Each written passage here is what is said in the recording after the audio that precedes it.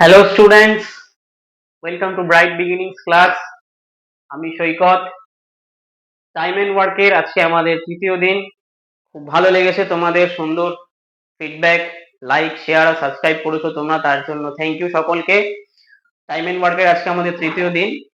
আজকে কিছু আরো স্পেশাল কিছু অঙ্ক শুরু করাবো, ঠিক আছে? আরো কিছু ট্রিক শেখাবো, যাতে তোমাদের যে কোনো পরীক্ষায়, সেটা এসএসসি হোক, ব্যাংক হোক, রেলওয়ে হোক, যে কোনো পরীক্ষায় তোমরা তার থেকে নানা সুবিধা পাবে।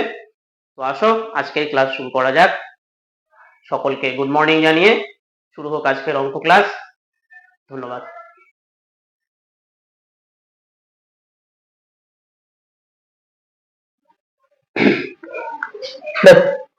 আজকে যে অঙ্কটা আমরা করব সেটা হচ্ছে অল্টারনেটিভ ডেট সামস, ঠিক আছে? যারা দীর্ঘদিন ধরে প্রিপারেশন করছে তারা জানে এই অঙ্কটার মাহাত্ম্য কি। সেটা হচ্ছে গিয়ে মানে দুটো ব্যক্তি থাকবে, যারা হচ্ছে গিয়ে একজন প্রথম দিন কাজ করবে, একজন পরের দিন কাজ করবে। এইভাবে ওরা পুরো কাজটাকে কমপ্লিট করবে কত দিনের মধ্যে, ঠিক আছে? যেদিন প্রথম ব্যক্তি কাজ করবে সেদিন দ্বিতীয় ব্যক্তি করবে না, আবার যেদিন দ্বিতীয় ব্যক্তি করবে সেদিন প্রথম ব্যক্তি করবে না, এরকম ভাবে চলবে, ঠিক আছে? আসলে সেই অঙ্কটাই আজকে দেখবো আমরা। সেরকমই একটা অঙ্ক হচ্ছে এটা, যে এ alone can complete a work in 16 days and B alone in 12 days. Starting with A, they work on alternative days. The total work will be completed in dash. চারটে অপশন দিয়েছে: 12 days, 13 days, 13 and 5 by 7 days and 13 and 3 by 4 days. দেখো প্রথমে বলেছে কি, যে এ যদি একা করে তাহলে কত টাইম নিচ্ছে, 16 days। আর যদি বি করে সেই কাজটাই করছে কত দিনে, 12 ডেজে। আমরা শিখেছিলাম কি, এদের যে রিকোয়ার টাইম নিয়ে ওরা একা একা কাজটা কমপ্লিট করছে, সেই টাইমটাকে যদি আমরা এলসিএম করি তাহলে আমরা পাবো কি, টোটাল ওয়ার্ক।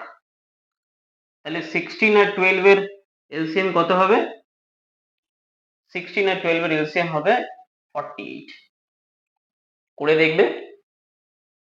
আমরা আগামী দিনে একটা এলসিএম এর ক্লাস করব, যখন আমরা তোমাকে শর্ট ট্রিক শিখিয়ে দেবো তোমাদেরকে, যে এর এত বড় বড় সংখ্যার এলসিএম পুরো খাতা, কলম, পেন কিছু না ব্যবহার করেই কি করে আমরা এলসিএম করতে পারি, ঠিক আছে? তাহলে 16 আর 12 এর এলসিএম হলো 48, যেটা হচ্ছে কি টোটাল ওয়ার্ক। তাহলে আমি যদি এর ওয়ার্ক এফিসিয়েন্সি দেখি তাহলে সেটা কত হচ্ছে না, 16 3 48 মানে হচ্ছে 3, অর্থাৎ এ একদিনে তিনখানা কাজ করে, আর 12 4 48, তার মানে বি একদিনে চারটে কাজ করে। দেখো প্রশ্নটা বলেছে যে ওয়ার্ক অন অল্টারনেট ডে।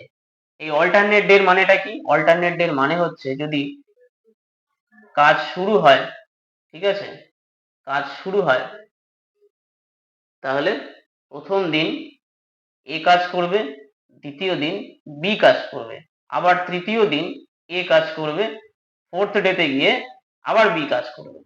এইভাবে চলবে। এটাকেই বলছি আমরা কি না, অল্টারনেট ডে। তাহলে এইভাবে যদি কাজ করে, এই 48 ওয়ার্ক ইউনিট অফ ওয়ার্ককে কমপ্লিট করতে ওদের মোট কতটা সময় লাগবে, ঠিক আছে? তাহলে এই হচ্ছে মেইন কনসেপ্ট। তাহলে একটা জিনিস আমি দেখি, যে যদি প্রথম দিন এ কাজ করে তাহলে কটা কাজ করছে, তিনটে। আর দ্বিতীয় দিন যদি বি কাজ করে তাহলে ও কটা কাজ করছে, ওর যা ওয়ার্ক এফিসিয়েন্সি সেটা হচ্ছে 4। অর্থাৎ বলতে পারছি যে দুদিনে এ আর বি মিলিয়ে কতটা কাজ করলো না, 7 ইউনিট কাজ করলো, ঠিক আছে? তাহলে দুদিনে এ আর বি মিলিয়ে 7 ইউনিট কাজ করলো। আমার টোটাল ওয়ার্ক হচ্ছে কত, 48 ইউনিট, ঠিক আছে? তাহলে দুদিনে এ আর বি মিলিয়ে করছে কত, 7 ইউনিট ওয়ার্ক।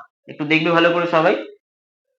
তাহলে এবারে নেক্সট আমার কাজ কি, যে এই যে টোটাল 48 ইউনিট ওয়ার্ক আছে, এটা মধ্যে মাত্র 7 ইউনিট ওয়ার্ক ওরা দুদিন করছে। তাহলে থার্ড দিনে গিয়ে আবার এ কাজ করবে, ফোর্থ দিনে গিয়ে আবার বি কাজ করবে, এইভাবে চলবে। তাহলে আমি যদি দেখি যে আমার 7 ইউনিট যদি দুদিনে হয়, এরকম দুদিন দুদিন দুদিন দুদিন ধরে আমি যাই, এইভাবে যদি এগোতে থাকি, তাহলে 48 ওয়ার্কের কাছাকাছি যেতে আমার মোট কত দিন লাগছে, ঠিক আছে? তো সেক্ষেত্রে আমি একটা জিনিস শেখাচ্ছি, সেটা হচ্ছে যদি দেখো আমি এর যে গুণিতকটাই নেব, ঠিক আছে, সাথে মানে 7 এর যে মাল্টিপলটা নেব আর এইদিকে দুদিনের সেই সেম মাল্টিপল নেব আমি, তাহলে দেখি আমি 7 6 হচ্ছে আমার 48 হয়, এই সরি 42 হয়, 42 হয়। তাহলে এখানে 2 ইন্টু 6 করলে আমার হবে কত? 12। মানে 12 ডেজে ওদের হয়ে যাচ্ছে কত? 48 ইউনিট অফ ওয়ার্ক। আছে আমার কত? 48 ইউনিট ওয়ার্ক। ঠিক আছে, তাহলে 48 থেকে যদি 42 হয়ে যায় তাহলে বাকি থাকছে কত? 6 ইউনিট ওয়ার্ক। তাহলে এই যে 12 ডেজ মানে এ বি করে গিয়ে বি তে গিয়ে শেষ হয়েছে, ঠিক আছে, সেটা কত? 12 ডেজে হয়েছে।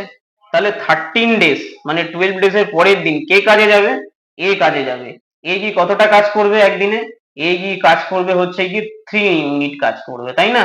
এ গিয়ে 3 ইউনিট কাজ করবে। তাহলে তাহলে এদিকে 12 দিন হলো। তাহলে 12 পরে এই যে এই গিয়ে পরের দিন, 12 পরের দিন মানে হচ্ছে 13তম দিনে গিয়ে এ কত ইউনিট কাজ করলো? এ কাজ করলো হচ্ছে কি 3 ইউনিট, ঠিক আছে।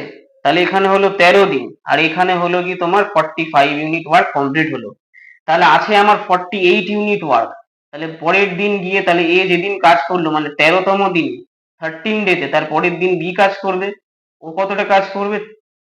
3 ইউনিট কাজ। কিন্তু বি একদিনে করতে পারে কতটা ইউনিট কাজ? 4 ইউনিট কাজ করতে পারে। একটু ভালো করে দেখবে সবাই। তাহলে আমাকে কি বার করতে হবে?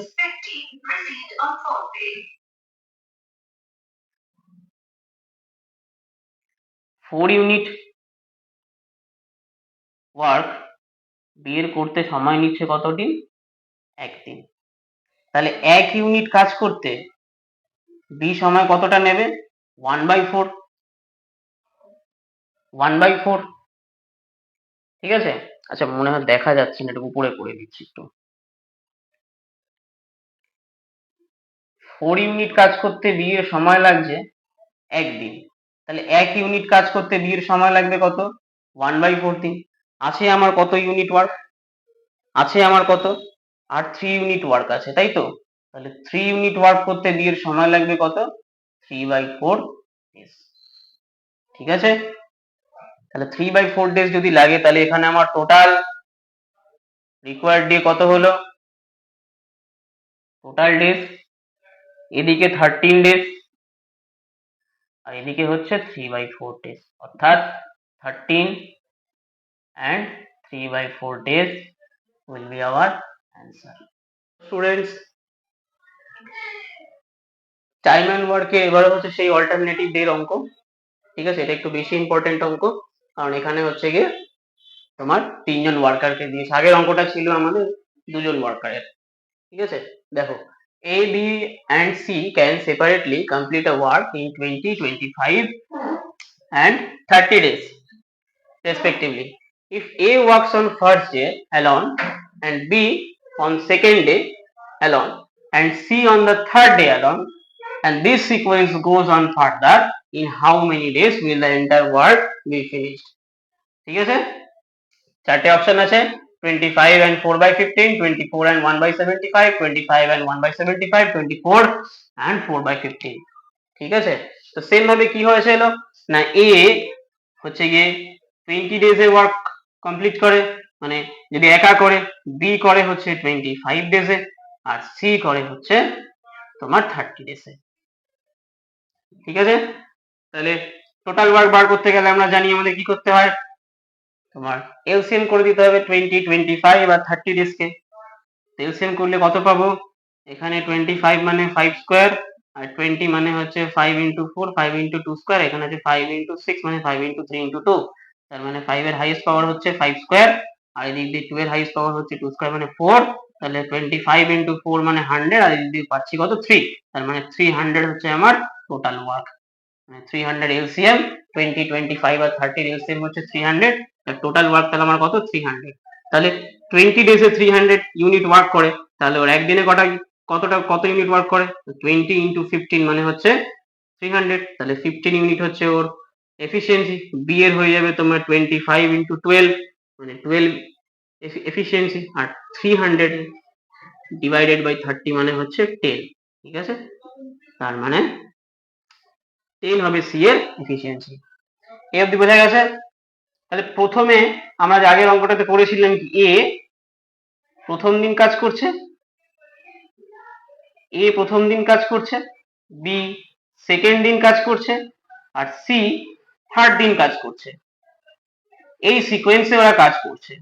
আবার 4 ডেতে কে আসবে? এ কাজ করতে আসবে, 5th ডেতে বি আসবে, 6th ডেতে সি আসবে, এইভাবেই চলবে।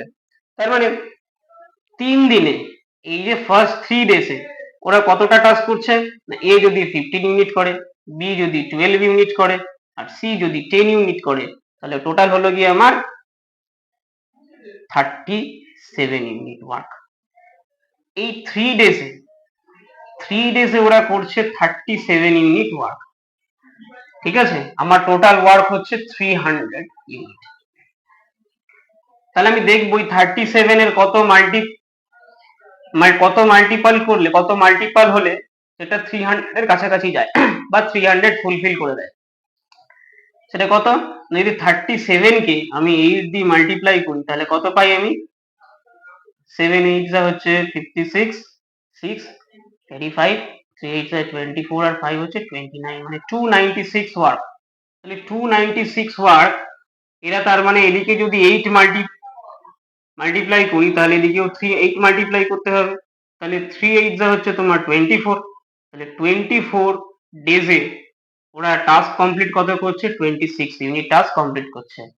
296 যদি টাস্ক কমপ্লিট করে তাহলে আমার রিমেইনিং টাস্ক কত থাকে? 4 ইউনিট। ঠিক আছে, তাহলে 4 ইউনিট মানে 24 ডেজে কিভাবে কাজ হয়েছে? প্রথম 3 দিন এবিসি, পরের 3 দিন আবার এবিসি, পরের 3 দিন আবার এবিসি, এইভাবে 24 ডেজ ওরা কমপ্লিট করেছে। তাহলে এই 24 ডেজ এর পরের দিন, মানে যেদিন এই 4 ইউনিট টাস্কটাকে করতে যাবে, সেটা কে করবে? সেটা করবে হচ্ছে এ করবে, মানে এটা হয়ে যাবে 25 ডেজ, তাই তো? 24 প্লাস 1 মানে সেটা 25 ডেজ হলো। ঠিক আছে, তাহলে এই 25 ডেজে কাজ করবে এ, কতটা করবে? না 4 ইউনিট ওয়ার্ক কমপ্লিট করবে। তাহলে এ একদিনে করে হচ্ছে 15 ইউনিট ওয়ার্ক। তাহলে 1 ইউনিট কাজ করতে টাইম লাগবে 1/15, আর তার মানে 4 ইউনিট কাজ করতে টাইম লাগবে 4/15 ডেজ। তাহলে টোটাল টাইম কত লাগলো আমার? টোটাল টাইম লাগলো এই যে 25 ডেজ প্লাস হচ্ছে তোমার 4/15, মানে 25 and 4/15 হচ্ছে আমার কারেক্ট অ্যান্সার। তার মানে অপশন এ হচ্ছে আমার রাইট। বুঝা গেছে? হ্যালো স্টুডেন্টস, এটা একটা নতুন কনসেপ্টের অঙ্ক।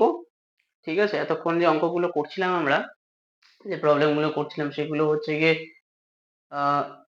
টাইম আর ম্যানের উপর বেস করে। এবারে হচ্ছে ওয়ার্ক আর আওয়ারের উপরও বেস করে অঙ্কগুলো হবে। ঠিক আছে, কিরকম না, if a1 person can do w1 work in d1 days by working t1 hours per day, and m2 persons can do w2 works in d2 days by working t2 hours per day, then রিলেশনটা কি হবে? m1 d1 t1, ঠিক আছে, by w1 equals to m2 d2 by w2, মানে number of man, number of days আর number of hour per day work by unit of work equals to number of man into number of days into number of time work per day by unit of work। এই দুটো রিলেশনের মাধ্যমে আমাদের next যে অঙ্কগুলো আছে সেগুলো এরকম ভাবেই হবে। বোঝা গেছে? দেখো স্টুডেন্টস, এইবার কোয়েশ্চেনটা বলছি কি, যে আমরা এক্ষুনি যে কনসেপ্টটা শিখলাম, m1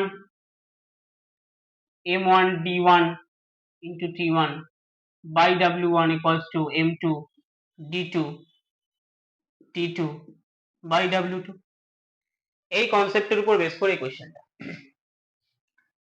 25 men complete a work in 50 days, in how many days same work will be completed by 10 men?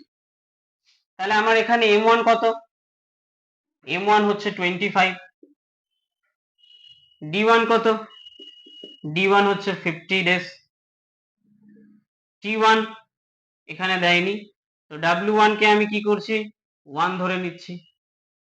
R M2 কত দিয়েছে? M2 দিয়েছে হচ্ছে 10 মেন। W2 কে যেহেতু বলেছে সেম ওয়ার্ক, তাহলে W2 কে 1 ধরে নেব। আর D2 আমাকে বার করতে হবে। তাহলে অ্যাকর্ডিং টু ফর্মুলা কি লিখতে পারি? M1 D1 by W1 equals to M2 D2 by W2। এখানে M1 হচ্ছে 25, D1 হচ্ছে 50, W1 কে 1 ধরে নিয়েছি, আর M2 হচ্ছে 10, D2 আমি জানি না, আমাকে D2 ফাইন্ড আউট করতে হবে। তাহলে এখান থেকে 0 0 ক্যান্সেল হলো, হলে 5 into 25 মানে 125, দ্যাট ইজ হচ্ছে আমার D2। তাহলে 25 men complete a work in 50 days, the same work will be completed by 10 men in 125 days। এটাই আমাদের অ্যান্সার। দেখো এই অঙ্কটা বলছে 24 men can complete a work in 16 days, a 16 women can complete the same work in 24 days, in how many days will 8 men and 6 women complete the work? এখানে হচ্ছে কি, দেখো মেন আর ওমেনের এফিসিয়েন্সি সেম হয় না, তাহলে আমাকে প্রথমে কি করতে হবে, যে কতগুলো মেন ইকুয়ালস টু কতগুলো ওমেন হতে পারে সেটাকে একটু চেক করে দেখা। তাহলে অ্যাকর্ডিং টু কোয়েশ্চেন আমি বলতে পারি এখানে যে 24 মেন কত না 16 ডেজ টাইম নিচ্ছে, আর 16 ওমেন কত টাইম নিচ্ছে না 24 ডেজ। ঠিক আছে, 24 ডেজ। এখান থেকে 16 16 ক্যান্সেল হয়, আর 24 24 ক্যান্সেল হয়, তাহলে আমি বলতে পারি 1 মেন ইকুয়ালস টু হচ্ছে আমার 1 ওমেন। গুড। তাহলে দেখতে পাচ্ছি যে 1 মেন যদি 1 ওমেন হয়, বা 1 ওমেন ইকুয়ালস টু 1 মেন। এবার আমার জানতে চেয়েছি 8 মেন এন্ড 6 ওমেন যদি টাস্কটাকে করে তাহলে কত দিনে টাস্কটা কমপ্লিট হবে। তাহলে 8 মেন, তাহলে 8 মেন আর হচ্ছে 6 ওমেন, আমি হয় ম্যানকে ওমেনে কনভার্ট করব, নয়তো ওমেনকে ম্যানে কনভার্ট করব। তাহলে ম্যানকে যদি ওমেনে কনভার্ট করি, তাহলে 1 মেন মানে হচ্ছে 1 ওমেন, তাহলে 8 মেন মানে হবে 8 ওমেন প্লাস আমার হচ্ছে 6 ওমেন, মানে টোটাল হচ্ছে 40 ওমেন। এখন এখানে গিভেন আছে যে 16 ওমেন 24 ডেজ টাইম নেয়, 16 ওমেন 24 ডেজ টাইম নিচ্ছে। আর তাহলে আমার আশিকা তো আমার কাছে 14 ওমেন আছে, তাহলে কত টাইম নেবে? আমি আবার সেই ওই M1 D1 এর রুলে চলে যাব। M1 D1 এর রুলে হলে তাহলে 16 ওমেন 24 ডেজ টাইম নেয়, তাহলে 14 ওমেন আমার টাইম কত নেবে? কি পাবো না D ইকুয়ালস টু পাবো হচ্ছে আমি 16 ইন্টু 24 বাই 14। ঠিক আছে, 2 7 যদি আমার 14 হয়, 2 8 16, 8 ইন্টু 24 করলে আমি পাবো হচ্ছে 192। 192 বাই 7 যদি আমি পাই, তাহলে আমাকে 192 কে একটু ভাগ করে দেখি। 14